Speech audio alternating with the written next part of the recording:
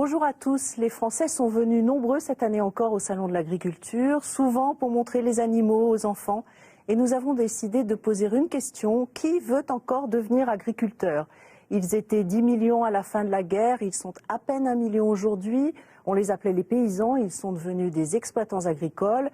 Quel avenir pour eux dans un pays où la ville abrite les 3/4 de la population et dévore progressivement les campagnes ? Que penser d'une société, d'une civilisation qui abandonne sa terre? Et d'ailleurs, est-ce que la terre nous appartient? Vous le voyez, les questions sont vastes et nous accueillons, puisqu'il est là, un pèlerin. Il achève aujourd'hui sa marche des doléances, une traversée de la France agricole qui souffre et qui se tait. Bonjour Pierre Priolet. Bonjour. Vous êtes arboriculteur, vous produisiez des pommes, des poires, vous avez arraché vos arbres parce que vous aviez trop de dettes et maintenant vous êtes maraîcher, toujours entre le Rhône et la Durance. Et vous êtes parti de votre village le 12 janvier pour arriver à Paris aujourd'hui. Vous avez traversé cette France rurale.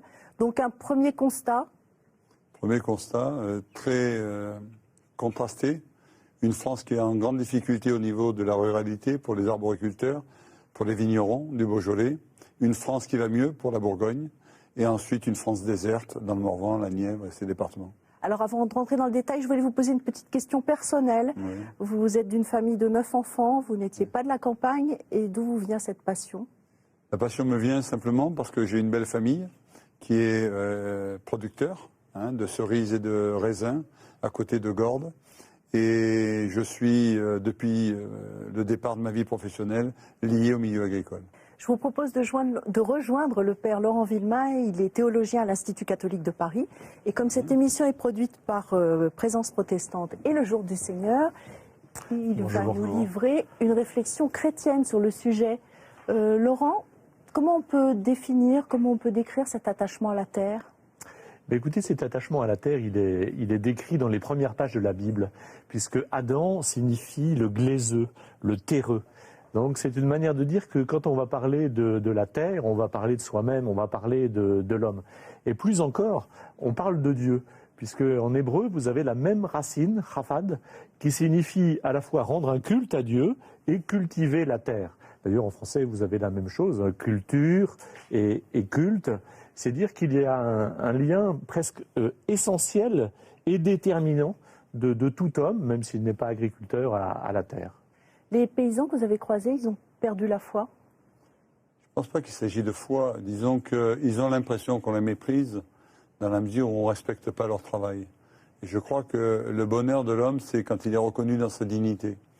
Et je crois que les gens qui cultivent la terre ont en eux ce double message. On est nourricier et en même temps on entretient la terre. C'est-à-dire qu'on a conscience, nous, qu'on n'est que des invités de cette nature. On n'est pas des possesseurs destructeurs. Et ne pas être reconnu dans cette dignité-là, on a le sentiment quand même que ce mépris nous fait du mal. C'est presque un message biblique, ça? Oui, sans vouloir faire de la récupération, c'est profondément ce que dit la Bible. C'est que la création porte l'empreinte de Dieu et que l'homme en est une sorte de gérant, avec une vraie responsabilité et en même temps avec un certain retrait nécessaire. Et que donc cette culture, elle ne peut pas être n'importe quelle agriculture et on ne peut pas faire n'importe quoi. Ça ne peut pas être la domination ou le culte de l'argent et du pouvoir qui gouverne cette gérance de la création. Et donc ce constat, le constat plutôt économique, c'est le constat d'une France qui n'a plus d'agriculture? Non, je pense que c'est le constat d'une société qui ne voit en l'homme que l'argent qu'il peut tirer. Et je crois que c'est le mépris affiché à tous ces hommes qui sont en accord avec cette nature, veut montrer la prédominance de ce monde de l'argent par rapport à ce monde qui entretient cette création. Et je crois que nous, on a vraiment conscience qu'on est invités. Et en étant invités sur cette terre, on a le sentiment qu'on est les derniers à penser encore à nos enfants, nos petits-enfants. On a aussi la même chose chez les ouvriers, chez les gens qui sont en difficulté. Ils ont conscience de cette transmission. Or, on a une société qui accapare et qui n'a de raison d'être que dans l'accaparement. Est-ce que c'est la société ou est-ce que c'était un progrès de toute façon inéluctable, le fait que la ville soit plus importante que les campagnes? Est-ce que le progrès, c'est, dans le terme progrès, un service apporté aux hommes ou c'est une possibilité d'accaparer plus? Aujourd'hui, on n'a pas de sentiment dans les campagnes que le progrès qu'on nous avait vendu correspond à la réalité de nos vies. C'est-à-dire que tout ce qu'on nous vend pour travailler plus facilement est tellement cher qu'on le paye en dette, on le paye en emprunt, et qu'on travaille 10 fois plus pour rembourser une machine. Alors qu'avant, on travaillait des animaux, on travaillait en harmonie avec cette nature, et on n'avait pas à faire vivre ces banquiers, à faire vivre cette société qui nous méprise. Donc aujourd'hui, je parle de mépris dans le sens où, quand on n'est pas capable de reconnaître la valeur du travail de l'homme, il y a une forme de mépris qui, pour nous est insupportable. Alors, je vous propose de faire un petit retour historique sur le problème de l'agriculture et comprendre comment tout cela a évolué. Pourquoi la France agricole n'est plus la même que celle que nous avons connue dans les années 50. Vous, vous êtes trop jeune. Voici un petit rappel historique qui a été préparé par Vanessa Rouet. C'est l'histoire d'une révolution, celle des premiers tracteurs du plan Marshall, qui arrivent en sauveur dans la France agricole carencée de l'après-guerre. Le plan américain Marshall va être un plan de livraison directe de matériel, mais aussi derrière de semences, de moyens de production. Et puis d'autre part, la volonté de l'État d'investir en agriculture et d'augmenter les volumes de production et la productivité. La politique publique est devenue, à partir de 1958-59, une politique progressivement européenne, avec le marché commun agricole, qui consiste à encourager les productions, à protéger les marchés et à garantir aux agriculteurs, en quelque sorte, une sécurité économique. Et du coup, on va voir une véritable explosion de la production de céréales et de lait, notamment, productions qui vont devenir excédentaires, donc, au début des années 70. Des productions excédentaires, difficiles à écouler, et un marché perturbé par les crises économiques et alimentaires. Crise du pétrole, sécheresse, crise alimentaire. L'affaire des vaches folles fait son apparition en Grande-Bretagne en 86.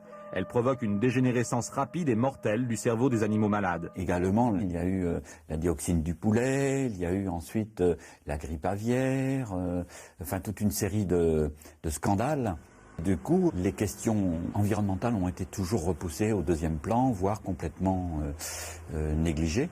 Les agriculteurs étaient en première ligne sur l'eau, sur les pollutions de toutes sortes. Et on peut dire que la dimension écologique est aujourd'hui véritablement un défi pour l'agriculture. Ça consiste à opérer une véritable transformation des modèles de production de l'ensemble de l'agriculture. Aller vers des productions qui soient moins coûteuses, qui soient plus efficaces en matière économique, mais aussi qui soient moins polluantes. Là, on est devant une révolution agricole qui s'amorce aujourd'hui, mais qui sera aussi importante que celle qui a eu lieu dans les années 40-50. Alors là, on parle de révolution agricole, on parle de plan Marshall, on parle de défis. Qu'est-ce qu'il faut faire? Déjà, revenir à la raison. Arrêter de penser que le vivant se vend tout le temps. Retrouver la vraie dimension de notre métier. Nous, à la base, on est des nourriciers. L'État nous a encouragés à faire toutes ces dérives. Quand on voit les dérives de la vache folle, quand on voit toutes les dérives qui ont été là, c'est des dérives de l'argent. Le profit immédiat, le profit maximal. C'est-à-dire qu'aujourd'hui, on ne voit plus un animal pour l'animal qu'il est, mais pour l'argent qu'il va rapporter. Et à partir de ce moment-là, je pense que c'est nous-mêmes qui avons déconnecté notre raison d'être pour arriver à ce que l'État nous a imposé de faire. Parce qu'il ne faut pas oublier que quand même, toutes ces politiques absurdes ont été encouragées par les différents hommes d'État qui ont pris les commandes. Donc concrètement, qu'est-ce qu'il faut faire? Est-ce qu'il faut que ça vienne du consommateur? C'est ce que vous dites, vous, dans le consommer juste. Alors, consommer juste, déjà, ça veut dire, quand j'achète un produit, est-ce que je prends la peine de m'informer, est-ce que le producteur qui fait le produit gagne sa vie? Ça, c'est déjà consommer juste. Et ensuite, qu'est-ce qu'il faut faire? Tout simplement, arrêter de donner des aides destructives et admettre que pour gagner sa vie, un agriculteur a le droit d'être payé justement. Or, aujourd'hui, on fait surproduire les agriculteurs, on les abreuve d'aides, et en même temps, on tue le consommateur. On le tue comment? En nous faisant produire des fruits pas mûrs, pas bons, qui font que eux-mêmes, quand on propose ces fruits-là aux consommateurs, on crée nous-mêmes notre propre surproduction. C'est une absurdité totale. Je pense qu'il faut qu'on retrouve la raison. La nature nous a tout offert. Elle nous donne tout. On n'a besoin de rien mettre de plus. Je suppose que vous êtes d'accord avec cette colère de Pierre Priolet sur le respect de la terre et peut-être le sens du partage? Oui, non seulement je suis d'accord, mais je la comprends fondamentalement. Je suis moi-même issu d'une famille d'agriculteurs pour une partie de ma famille. Et je vois bien la difficulté à la fois pour des jeunes de s'installer et pour revenir à la raison. C'est pas du tout facile parce qu'ils ont des pressions qui sont des pressions économiques absolument terribles. Et puis j'adhère à son discours parce que pour moi Pierre Priolet est un prophète. Alors non pas quelqu'un qui voit l'avenir, mais quelqu'un qui alerte, quelqu'un qui dénonce des abus, quelqu'un qui ose s'ériger contre des pouvoirs installés. Je pense qu'il y a une approche qui donne sa place au prophète, mais également au politique, également à l'économique, et puis à l'environnemental en l'occurrence. Concrètement, comment on fait? C'est-à-dire que les paysans actuellement qui sont endettés, on leur dit il faut faire comment? Vous allez produire raisonnable. Ils vont produire tout seuls dans leur coin raisonnablement? Déjà, il faut que la société arrête de nous agresser toute la journée avec une nouvelle norme tous les jours. Nous contraindre à nous mettre aux normes tous les jours, on est obligé de réinvestir. Ça, c'est le versant politique. Mais c'est énorme, parce que nous, derrière, on fait plus de papier que de travail, on est harcelés. On n'arrête pas d'avoir des contrôles toute la journée, comme si nous étions des enfants. Moi, en tant que consommateur, vous avez quoi à me dire pour que j'ai ma part de responsabilité dans un changement éventuel? Déjà, en tant que consommateur, je vous dis que j'ai oublié ma fonction de nourricier. J'ai répondu à des critères qui n'étaient pas les miens. J'ai fourni des fruits qui n'étaient pas mûrs. J'ai fourni des fruits qui n'étaient pas bons. La responsabilité de la crise, c'est moi, agriculteur. J'ai pas vu que, en essayant d'avoir plus d'argent, je me suis trouvé dans une impasse. Aujourd'hui, les gens n'aiment pas les fruits. C'est normal. Ils sont pas bons et on leur la vend très cher. Donc, en tant qu'agriculteur, je dis, il faut que je retrouve les consommateurs. Il faut que je me réconcilie avec mon être de nourricier. Parce qu'on ne peut pas permettre aux gens de ne pas, de les accuser d'être malheureux, alors que c'est nous-mêmes qui avons fait notre malheur. Donc, moi, je dois faire un effort dans la qualité de ma production et je dois m'attacher à ce que, quand je présente un produit au consommateur, il soit bon et à son juste prix. Aujourd'hui, le consommateur est volé tous les jours. Il achète beaucoup trop cher les produits. Quand vous savez qu'une pomme va coûter 40 centimes au producteur et que je la vois à Paris à 3 €, mais c'est un scandale. On affame les gens qui ont faim et en même temps on vole le paysan. C'est quelque chose qui est inacceptable. Alors, pour essayer de rester optimiste, on a cherché quand même des exemples de paysans heureux, comme dirait Fernand. Heureux. Il y en a, bien Heureusement, sûr. il y en a. Et je vous propose de regarder un exemple, c'est celui d'une famille qui vit sur la même terre et partage la même passion depuis 3 générations. Et surtout, on va voir comment ils se sont adaptés pour pouvoir continuer. Cela se passe au verger de la Hanère, près d'Angers, et c'est un reportage de Vanessa Rouet.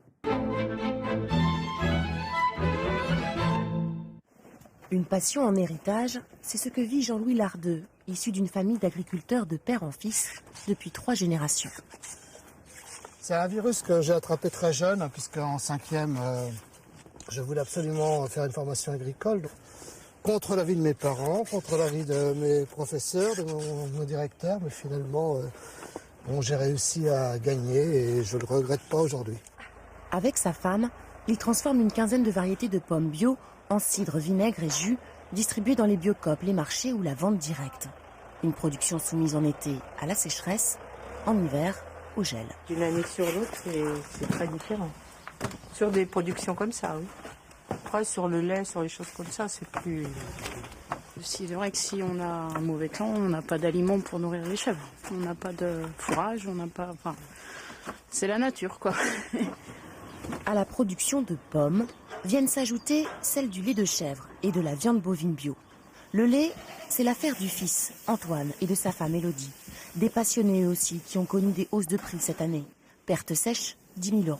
Des exploitations comme la nôtre où on a une certaine autonomie alimentaire, on arrive un petit peu à ajuster. On a réussi la dernière fois en termes de résultats. Aujourd'hui, nous on considère avec Élodie qu'avec nos 320 chèvres, on doit sortir 2 revenus. Je pense qu'avec 320 chèvres, si on a encore une baisse, on ne sortira pas les 2 revenus. Aux aléas des crises, ils répondent biodiversité. Les vaches allaitantes offrent un bon compost pour les pommes. Leur viande, une marge brute de 30 000 €, indispensable. Si on supprime par exemple les vaches allaitantes sur l'exploitation, il y a 39 hectares de prairies permanentes qui ne pourraient pas être utilisées. Donc économiquement et techniquement, c'est pas jouable. Donc après l'électricité, il y aura quoi comme travaux? L'électricité, faut qu'on refasse tout le bardage. Des travaux, des investissements lourds en vue du départ en retraite de Jean-Louis et de sa femme. D'ici 2016, de nouveaux associés viendront les remplacer, dont Sabine. Sur cette exploitation, on a exactement tout ce qu'on voulait. avec un fort lien avec l'environnement, la biodiversité.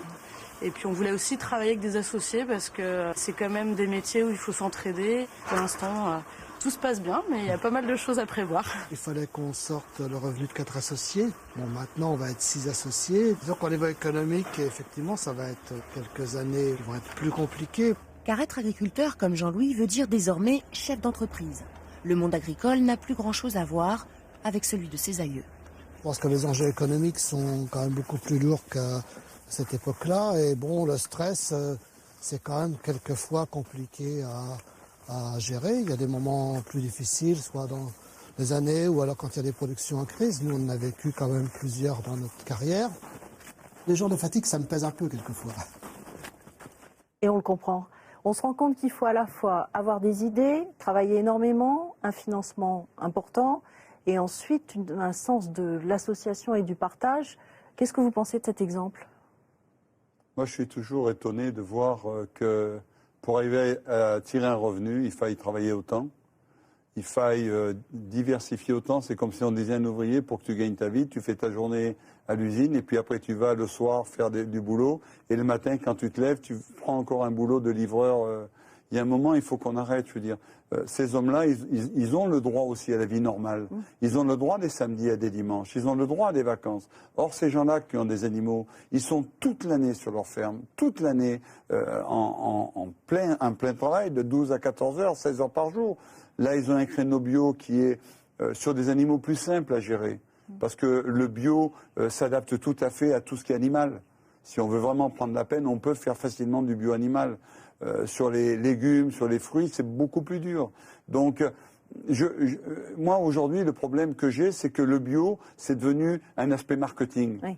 Et moi, ça me dérange énormément. Moi, je suis plutôt du côté de Pierre Rabhi, qui pense que la terre, c'est un cadeau tellement précieux qu'effectivement, on n'a pas besoin de s'afficher bio quand on aime la terre, quand on la cultive, quand on vit avec elle, pour que ça puisse être crédible. Moi, je suis agriculteur et j'ai pas besoin du label pour aimer ma terre. Juste, quand même, pour que le tableau soit pas si noir, qu'est-ce que vous diriez ? Oui, je crois qu'il y a environ 190 000 jeunes qui s'engagent dans cette filière agricole à peu près tous les ans. Qu'est-ce que vous leur diriez ? Qu'ils seront fiers de faire ce métier-là ? Non, un agriculteur est toujours fier de faire son métier. Le problème n'est pas là. Je demande simplement aux responsables, tous les responsables, arrêtez de mépriser vos terres. Vous vous rendez pas compte que ces hommes qui travaillent en permanence toute l'année, c'est grâce à eux qu'il y a autant de touristes en France. C'est grâce à eux que la France est belle. Jamais vous prenez cet aspect-là dans les calculs de l'agriculture. Vous voyez que l'aspect soi-disant économique. Alors qu'en fait, nous, notre honneur, la beauté de notre métier, c'est justement d'entretenir les espaces, de rendre grâce à cette nature qui nous a été offerte. Or, aujourd'hui, on ne voit que l'argent qu'on va tirer d'une production. Oui. Alors que notre bonheur, c'est tous les matins, quand on arrive au travail, de voir les alpilles qui s'éclairent, de voir les oiseaux qui partent. C'est ça notre bonheur. Et c'est pour ça qu'ils restent là, malgré la souffrance qu'ils ont. Vous pensez que c'est quelque chose de philosophique, de spirituel, de se réveiller, de voir chaque jour le fruit de son travail ? Totalement, oui. Enfin, c'est déjà, fondamentalement, c'est humain. C'est-à-dire quelqu'un qui ne voit plus le fruit de son travail, quel que soit son travail, se déshumanise, premièrement. Alors c'est vrai pour les agriculteurs, mais c'est vrai pour d'autres. Et puis, je pense que, en vertu du rapport à la terre dont nous avons parlé tout à l'heure, il y a quelque chose de tout à fait spécifique dans le travail de la terre. Et les églises l'ont toujours dénoncé, c'est-à-dire cette utopie du progrès, cette utopie de la productivité, cet argent tout-puissant. Il ne s'agit pas de nier l'argent, l'argent est important pour vivre, mais c'est l'argent tout-puissant. Et je pense que les églises, quelles que soient les confessions, ont toujours dénoncé cela et été très présentes sur ce point. Alors il y a une tradition dans cette émission, c'est de lire des versets de la Bible, et c'est ce que va faire Laurent maintenant. On va vous demander de les écouter, et puis ensuite vous allez en choisir un et vous allez nous le commenter. Le premier est extrait du livre de la Genèse, au chapitre 1, au verset 28. « Dieu les bénit, et Dieu leur dit, « Soyez féconds et prolifiques, remplissez la terre et dominez-la. » Le second ? Le second est également extrait du livre de la Genèse, au chapitre 3, À la sueur de ton visage, tu mangeras du pain jusqu'à ce que tu retournes au sol, car c'est de lui que tu as été pris. Tu as été pris. Oui, tu es poussière, et à la poussière tu retourneras. Et ensuite, nous faisons un saut dans le Nouveau Testament, dans la lettre de Paul à Timothée, au chapitre 6 et au verset 10, où on lit le verset suivant. « La racine de tous les maux, en effet, c'est l'amour de l'argent. Pour s'y être livrés, certains se sont égarés loin de la foi et se sont transpercés l'âme de tourments multiples. »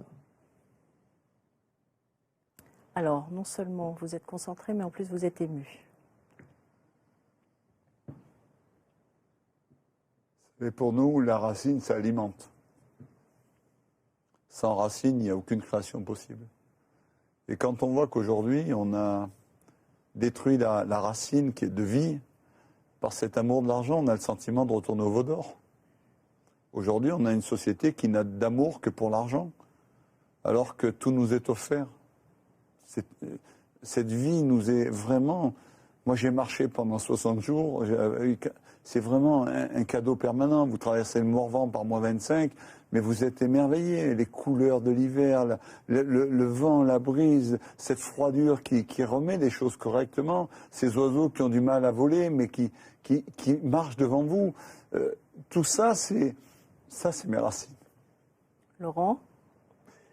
Je voulais revenir sur l'autre citation qui peut prêter à confusion puisque Dieu dit « dominer la terre ». Je pense qu'il faut être clair sur la domination dont il s'agit. Et là encore, je vais revenir à une racine. Dans une émission comme celle-ci, vous le comprendrez bien. En hébreu, yared signifie dominer, mais signifie aussi s'abaisser et descendre. Et donc, quand Dieu dit dominer la terre, c'est aussi abaissez-vous, contemplez la terre et le monde animal. C'est, me semble-t-il, ce que dit Pierre Priolet. Vous avez fait 2 étapes à Thésée et à Vézelay. Oui. Parce que pour moi, on ne peut pas vivre sans relier la terre au ciel. Pour moi, c'est un tout. Que je lève la tête la nuit et que je voie cette multitude d'étoiles, ou que je baisse la terre et que je baisse mon regard sur ma terre, que je vois cette multitude de cailloux, je sais que le lien est évident. Et je pense que ma vie n'a aucun sens si elle n'est pas reliée. On dit culture, agriculture, c'est le même terme. C'est une culture qui nourrit le corps et une culture qui nourrit l'âme. Je ne crois pas qu'on puisse s'exonérer de l'une ou l'autre.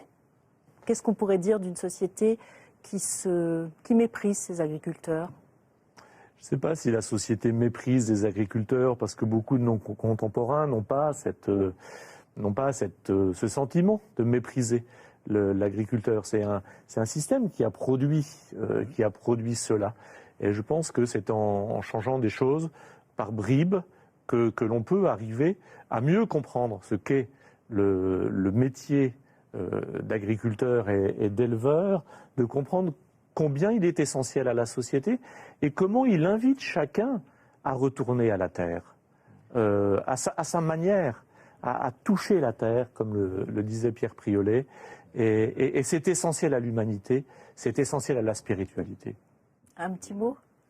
La nourriture ne doit pas être l'enjeu d'un marchandage. On est là pour nourrir, parce que la terre nous donne de quoi nourrir, et en même temps, on doit nourrir les autres au juste prix. Et je crois que c'est cette notion-là, qui n'est pas cupide, mais qui permet vraiment de nous retrouver vraiment dans le bonheur de notre métier, parce que c'est un vrai bonheur. En tout cas, je suis sûre que ceux qui vous ont écouté verront les pommes différemment. Alors, si vous voulez prolonger la réflexion et puis avoir d'autres informations, je vous propose un certain nombre de livres. Devenir un agriculteur d'aujourd'hui, ça c'est aux éditions Ouest France. C'est le témoignage d'Éric Favre. Il est agriculteur, il a une petite exploitation laitière dans Loire-Atlantique et il raconte son quotidien, ses difficultés et beaucoup de choses que nous avons abordées jusqu'à présent. Le vôtre, Pierre Priolet, ça s'appelle « Les fruits de ma colère ». C'est un plaidoyer pour un monde paysan qu'on assassine. C'est sorti l'an dernier aux éditions Robert Laffont et ça sort aujourd'hui au livre de poche dans la collection J'ai lu. C'est votre parcours, comment une émission de radio a changé un petit peu votre vie, en tout cas votre destin, et pourquoi vous en êtes là aujourd'hui. Vous nous avez apporté Pierre Rabhi, La part du colibri. Tout à fait. Tout simplement parce que Pierre Rabhi est quelqu'un qui est vraiment extraordinaire, un humaniste, un vrai, et en même temps qui considère effectivement que nous ne sommes des invités et que la Terre, c'est une relation tellement équilibrée entre elle et nous, qu'elle nous rend notre humanité et qu'elle nous rend le plaisir de faire le travail qu'on fait. Et en plus, la part du colibri est pour moi une chose très importante. Il raconte que dans l'Amazonie, un immense incendie est arrivé. Et un petit oiseau va de l'Amazonie au-dessus de l'incendie et jette la goutte d'eau sur l'incendie. Et les animaux lui disent « Mais tu es fou, mais à quoi ça sert ?» Il dit « Je sais pas, mais moi au moins j'aurais fait ma part. » Et je pense que la marche que j'ai entreprise, c'est un petit peu ma part du colibri. Et puis Laurent, ça c'est Grain de sel, un livre qui n'est pas intégralement sur l'agriculture, le chapitre 7 porte sur le sujet. Il a été publié par des églises protestantes et par le CEL, justement, qui est le service d'entraide et de liaison. Je le trouve passionnant parce que à la fois il y a cette dimension de méditation, de contemplation poétique dont Pierre Priolet a parlé, avec un passage sur les jardins dans la Bible, et puis des réflexions plus techniques, mais je crois nécessaires, par exemple sur les OGM. J'ai trouvé beaucoup de plaisir à le lire. Merci Laurent, merci Pierre Priolette, vous êtes arrêté ici juste après votre longue marche. Merci à tous de nous avoir suivis. Si vous voulez revoir cette émission, elle est en ligne sur le site de France 2, rubrique Les Chemins de la Foi. Vous pouvez aussi nous écrire soit au Jour du Seigneur, soit à Présence protestante. Et je vous laisse noter les adresses qui s'affichent en ce moment sur l'écran. Le prochain rendez-vous de Kairos, ce sera le dimanche 6 mai. À bientôt donc et bon dimanche. Merci.